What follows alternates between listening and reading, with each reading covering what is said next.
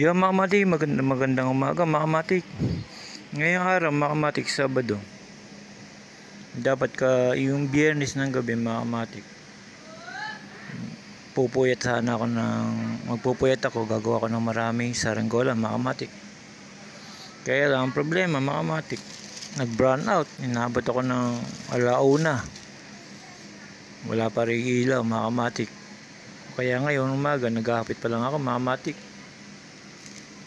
Ito mga kamatik, ito yung mga plastic na pinaggugupit-gupit ko, tapos pinagdidikit-dikit ko para magandang lalabasan mga kamatik, parang colorful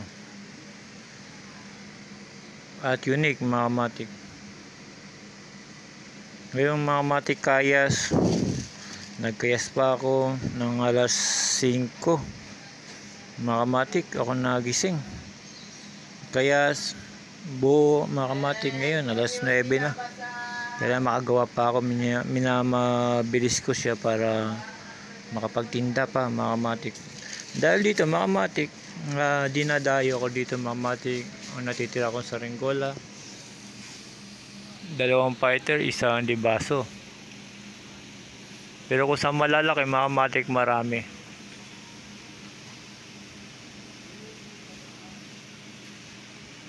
Marami pa sa taas yan, malalaki na yan. Sa ngayon mabenta sa akin mga kamatik yung mga dibaso mga kamatik. Nakagawa na ako dito mga dibaso mga kamatik, nasa 6 pa lang. Ito siya mga kamatik.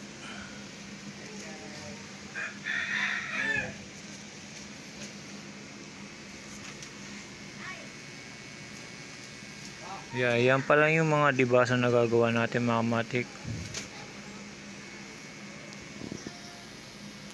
3 kulay ngayon, ito naman. Tapos mamaya mag-iiba ulit ako dito ng ibang kulay mga kamatik. Kailangan makagawa ko ng marami bago dumating ng hapon para makapagtinda pa tayo sa Grantsville mga kamatik.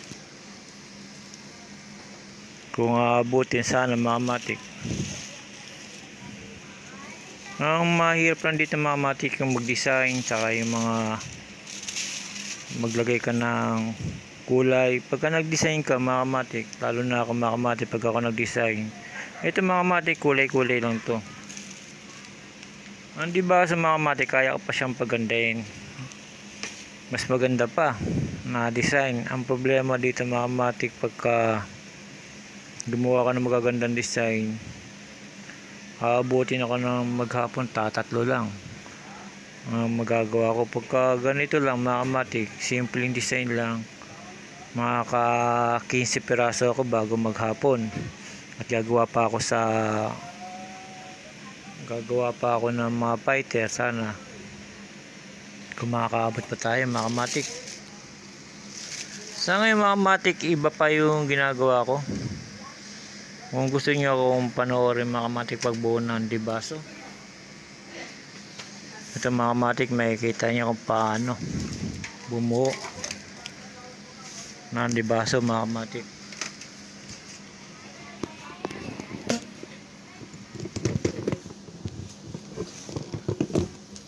Bubuo tayo ng dibaso mga kamatik,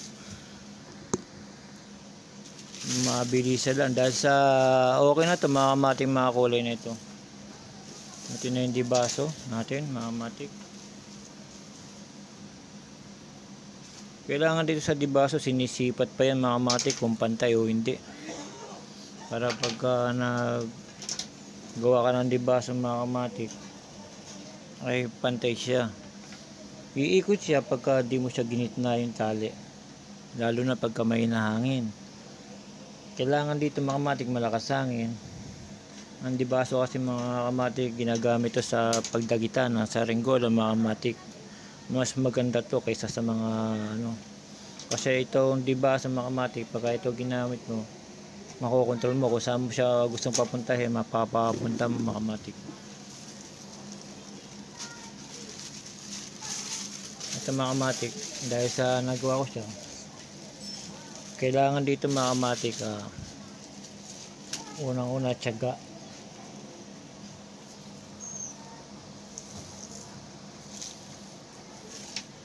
Mahaba pasensya mga kamatik.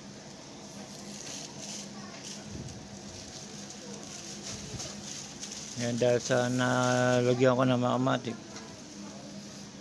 Madali lang mag-cover mga kamatik, pero ito hindi lang to mga kamatik na ito mga kamatik, simpleng design lang, pero pagka maraming design aabutin talaga.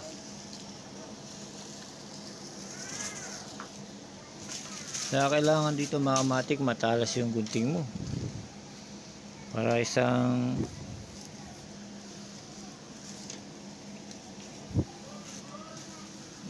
anuhan lang mga kamatik, gupitan. Yan, ganyan ang paggawa ng mga kamatik ng libaso at pagbalot. Siyempre mga kamatik, nagtatanong iba kung ano yung pandikit natin rugby mga kamatik. Kailangan mabilis, hindi kailangan mabagal. Pagka mabagal ka, iikot yung plastic mo sa rugby. Kailangan madiin mga kamatik. Ngayon pagka nalagyan mo na, sabay idikit mo kaagad, ganyan mabilis. Tapos i-flat mo lang mga kamatik. Yan, naisip ko mga kamatik na habang gumagawa ko, i-video ko na lang para makita nyo. Ayan.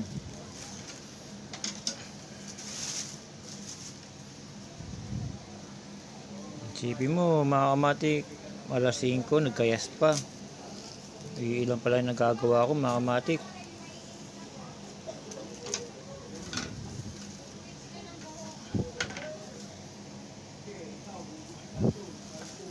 Pero kung di nag brown out mga kamatik kahapon ng gabi, siguro marami na ako nagawa bago mag-umaga. Baka maka 60 peraso ako bago mag-umaga. Siyempre malaking laki pang oras yun. Hindi lang mga kamatik, marami pa, higit pa sa 60 magagawa ko kung hindi nag-run out. Siyempre mainit mga kamatik, hindi ka makatulog mga kamatik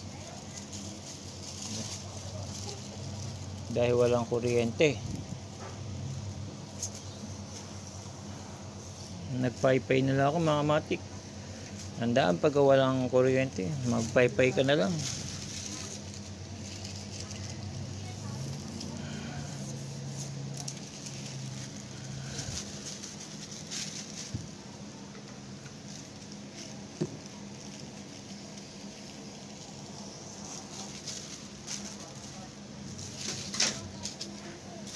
Kaya pagka na-cover na mga kamatik, hihilahin mo lang yung puwet para gagayan mo lang siya. Para may ilagay lang natin dito mga kamatik. Tapos gupitin mo uli.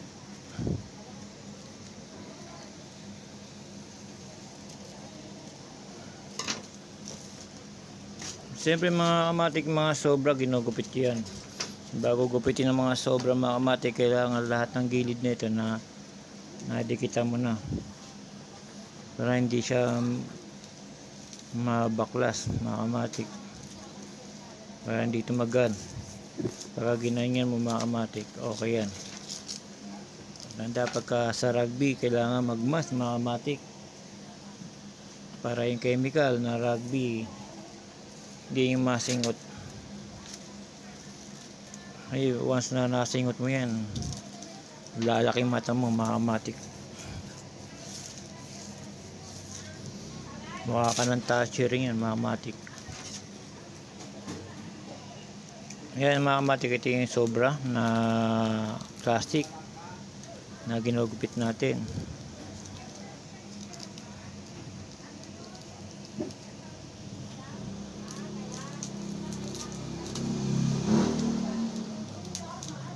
Kaya nag-brown out mga kamatik, pumutok yung transformer dito sa block 1.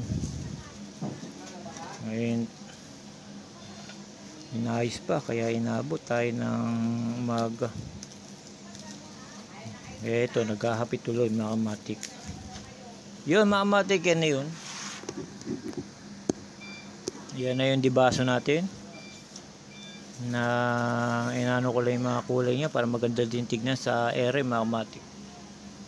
Yo mga kamatik, hanggang dito na lang mga kamatik. Gagawa pa si Do Kamatik ng marami. Makalat ang bahay mga kamatik, puro kawayan mga kamatik.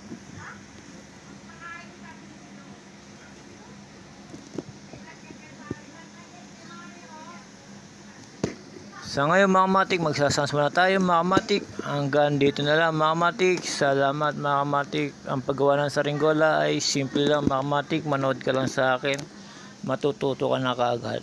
Yun mga kamatik, salamat again.